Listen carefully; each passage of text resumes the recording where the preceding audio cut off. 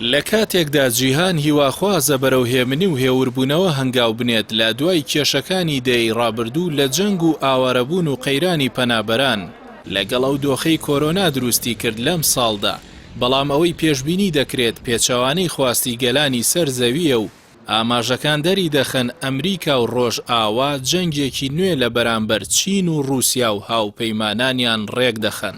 لە ماوەی ڕابردوودا هەردوو بەرەکە هەوڵیان داوە زۆرترین هاوپەیمانەتی لەگەڵ وڵاتان ببەستن بە مەبەستی بەهێزکردنی توانە ئابووری و سەربازیەکان و سەپاندنی دەسەڵات لە ناوچە جیاوازەکانی کیشوەرەکاندا.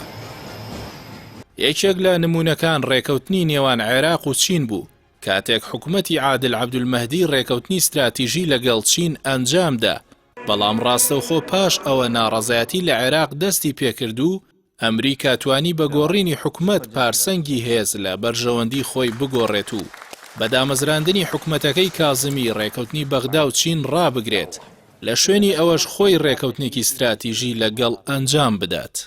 لە لایەکی دیکەوە هەردوو دەسەڵاتی چین و رووسیا هەنگاو دەنێن بۆ پشتیوانیکردنی ئێران و ئەنجامدانی ڕێکەوتنی هەمەلایەنە.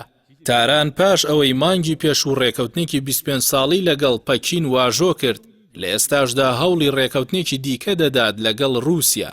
لەو چوارچێوەیەدا ڕۆژی سێشەممە مەحەممەد جەواد زەریف چووە مۆسکۆ و نامەیەکی حەسەن ڕۆحانی سەرۆکۆماری ئێرانی گەیاندا ڤلادیمیر پۆتینی سەرۆکی رووسیا.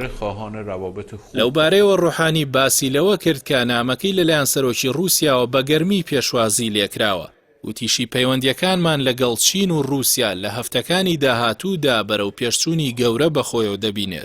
ئیران و رووسیە بۆ مردم سووریە بەهێزکردنی پەیوەندیەکانی نێوان ئەو سێ دەوڵەتە هاوکاتە لەگەڵ هەڵکشانی بارگرژیەکانی نێوان ئەمریکا و چین کە شارەزایانی بواری سیاسی پێشبینی دەکەن بگات بە پێکدادانی سەربازی بەهۆی قۆڵبوونەوەی کێشەکانی نێوان هەردوولا.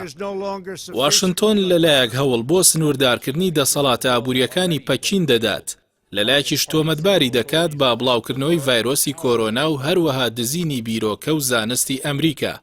لە دوایین گۆڕانکاریدا حکوومەتی چین ئاشکرای کرد ئەمریکا داوای لێکردوون کونسوڵخانەی هیوستن داخەن، بەهۆی ئەوەی دەرکەوتۆ بەشێک لە کارمەندانی کونسوڵخانەکە لە ڕێی سیخوڕی ئەلکترۆنیەوە زانیاری و زانستی ئەمریکا لە بوارە جیاوازەکاندا دزە پێدەکەن. لە بەرامبەریشدا دەسەڵاتی پەکین داوای لە واشنتۆن کردووە لەو بڕیارە پەشیمان ببنەوە، بە پێچەوانەوە کاردانەوەی توندیان دەبێت. ئاژانسی ڕۆیتەرز لە سەرچاوەیەک و ئاشکرای کردووە چین دەیەوێت کونسوڵیەتی ئەمریکا لە شاری ووهان دابخات.